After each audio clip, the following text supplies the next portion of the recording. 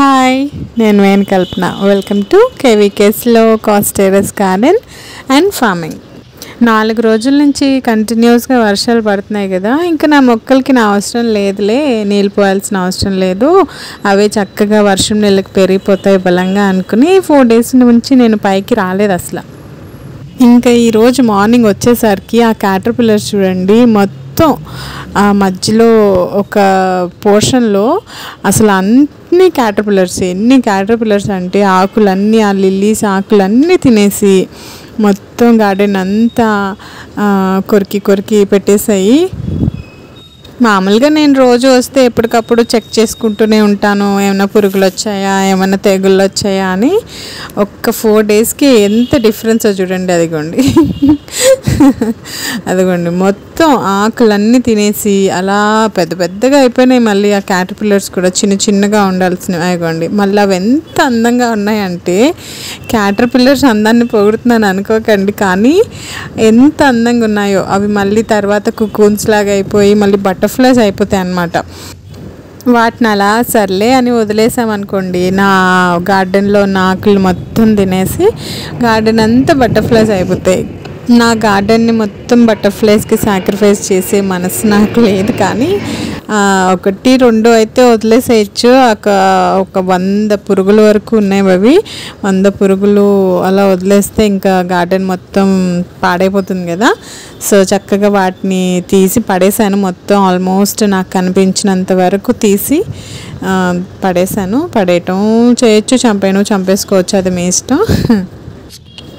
అదిగోండి ఆ పాట్లో చూడండి, అసలు మీకు కనిపిస్తుంది బ్లాక్గా ఎన్ని ఉన్నాయో ఒక్క పాట్లోనే.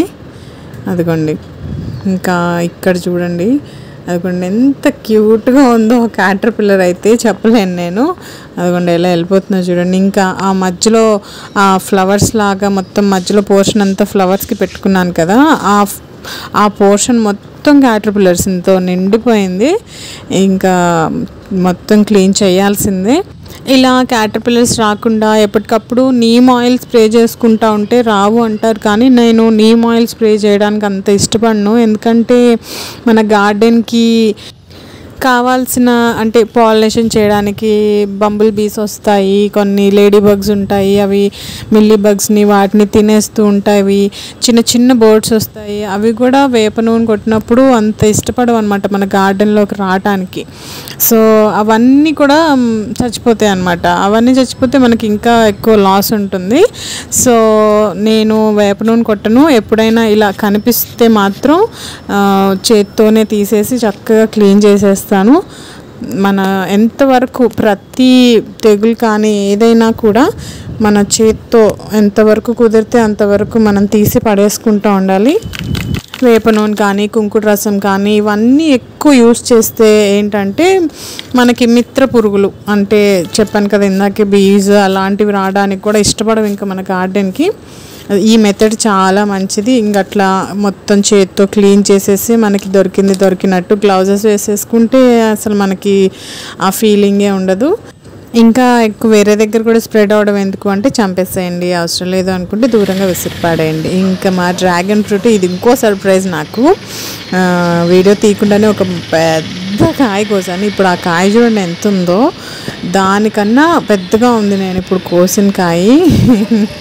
చాలా చాలా చాలా హ్యాపీనెస్, అసలు ఎంత హ్యాపీనెస్. అంతంత పెద్ద కాయలు చిన్న వాటర్ క్యాన్లో వస్తున్నాయంటే నార్మల్ విషయం కాదు కదా. అయిగోండి అది చూడండి ఎంత పెద్దగా ఉందో, నా చెయ్యి కన్నా పెద్దగా ఉంది ఆ డ్రాగన్ ఫ్రూట్.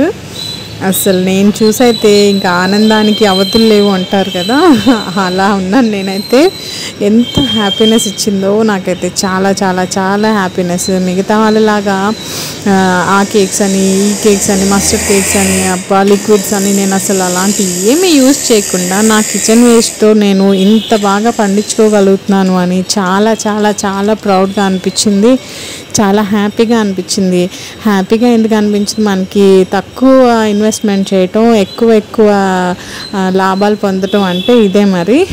ఆ డ్రాగన్ ఫ్రూట్ చూడండి, ఇంకా అది గ్రీన్గానే ఉంది, అదంత లావు ఉందా, అది పండిన తర్వాత కూడా ఇంకా ఫుల్గా లావ్ అయిపోతుంది. అది కూడా చూడండి, మీరు కూడా చక్కగా పెంచుకోండి డ్రాగన్ ఫ్రూట్ని. ఇంకా ఇంతకు ముందు కోసిన వంకాయలు, కాకరకాయలు ఉన్నాయి. ఆ బచ్చలాకు పొకే చూడండి, మా గార్డెన్లో బచ్చలాకు పొమ్మన్నా పోదు, ఇంకా వస్తూనే ఉంటుంది. ఈరోజు దాన్ని హార్వెస్ట్ చేయాలి. ఇంకా మీకు ఇక్కడ ఒక మంచి సర్ప్రైజ్, గోంగూర ఉంది చూడండి. గోంగూర కాదు, సర్ప్రైజ్ చూడండి. మా మునక్కాయలు ఈరోజు ఒక 2 మునక్కాయలు రెడీ అయిపోయాయి. అవి చూడండి పుల్లల్లాగా ఎలా వేలాడుతున్నాయో. ఒక 15 మునక్కాయలు ఉన్నాయి. నాకైతే ఫుల్ హ్యాపీ. 100 రూపీస్ టబ్లో పెట్టేశాను చూడండి. ఎప్పటికప్పుడు కిచెన్ వేస్ట్ అలా ఇచ్చేస్తూ ఉంటాను మొక్కలకి. ఇంకా మట్టిలో తీసి పెట్టలేదు, మట్టి పైన కవర్ చేసేస్తాను. అలా కిచెన్ వేస్ట్తో పెరిగిన మొక్కలు, కాయలు అస్సలు వాటి టేస్ట్ అయితే సూపర్, నెక్స్ట్ లెవెల్. నాకు అలా అయితే తీరిపోతుంది.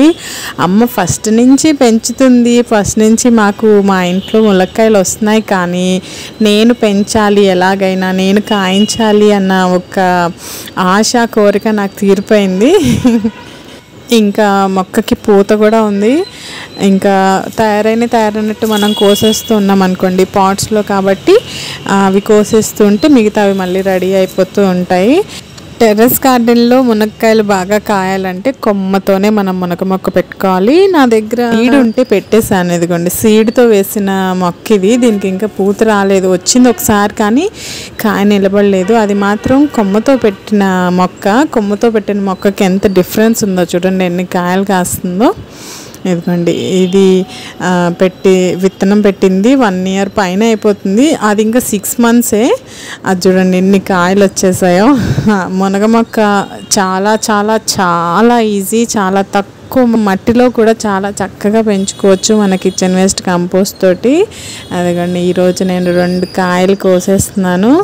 ఈ సీజన్లో ఇది ఫస్ట్ హార్వెస్ట్ అనమాట ఈ మునక్కాయలు. లాస్ట్ టైం ఇదే మొక్కకి 5 కాయలే కాసాయి.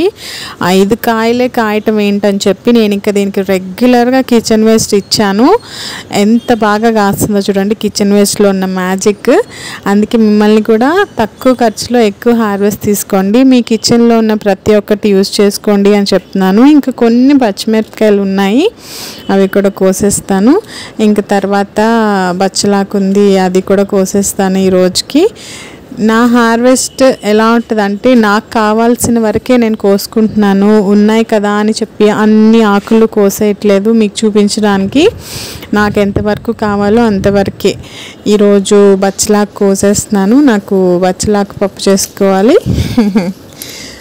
అది అలా బ్యాలెన్స్డ్గా ఒక చిన్న ఫ్యామిలీకి మీరు చక్కగా మీ టెర్రస్ మీద ఇలా ప్రతి ఆకుకూర, ప్రతి కూరగాయ పెంచుకున్నారనుకోండి, ఇంకా కూరగాయలు కొనుక్కోవాల్సిన అవసరమే లేదు. హానికారక కెమికల్స్తో పండించిన కూరగాయలు తినాల్సిన పనే లేదు. కొంచెం టైం కేటాయించి కొంచెం కష్టపడితే చాలు, మీరు ఆరోగ్యంగా ఉంటారు, మీ ఫ్యామిలీ కూడా ఆరోగ్యంగా ఉంటుంది. బయట నుంచి ఎక్స్ట్రా కొనుక్కుని ఎక్కువ ఇన్వెస్ట్ చేసి పండించుకోవాల్సిన అవసరమే లేదు. మీ కిచెన్లో పడేసే కిచెన్ వేస్ట్తో చక్కగా కంపోస్ట్ చేసుకుని అందులోనే చక్కని మంచి హెల్దీ వెజిటేబుల్స్ పండించుకొని తక్కువ ఖర్చు పెట్టండి, ఎక్కువ లాభం పొందండి. ఆ డ్రాగన్ ఫ్రూట్ చూడండి, ఎవరైనా నమ్ముతారు అది కిచెన్ వేస్ట్తో వచ్చిన కాయ అంటే. ఆ మునక్కాయలు ఇవి చూస్తేనే కడుపు నిండిపోతుంది, ఇంకా మనకి ఆరోగ్యం బాగోకుండా ఎలా ఉంటుంది. సో మీరు కూడా మీ టెర్రస్ మీద ఒక చిన్న గార్డెన్ని మెయింటైన్ చేసుకోమని మనస్ఫూర్తిగా విష్ చేస్తున్నాను. ఇంకా మీకు ఏమన్నా గార్డెనింగ్ విషయంలో డౌట్స్ ఉంటే నాకు కంపల్సరీ మెసేజ్ పెట్టి నేను తప్పకుండా రిప్లై ఇస్తాను.